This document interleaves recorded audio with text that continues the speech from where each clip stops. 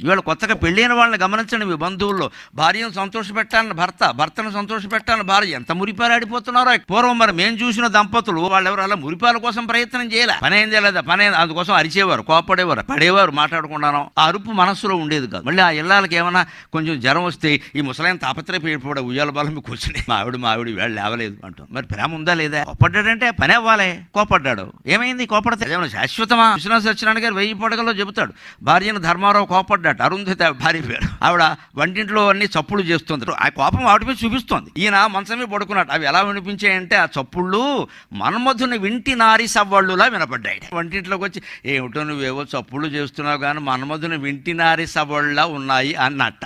వెంటనే ఆ ఇల్లాలు వచ్చి ఆ భర్తని కౌగులించుకుందమ్మా, అది సంసారం. కోపం ఏమైంది? మన్మధుని శాపం అయింది. ఒక మాట తీరుతో మొత్తం సంసారం మార్చుకోవచ్చి చెడగొట్టుకోవాలి, ఆ దెబ్బలాట పెట్టుకుని. కాస్త సహనం ఉంటే సరిపోదా? ఆడదానికైనా మొగాడి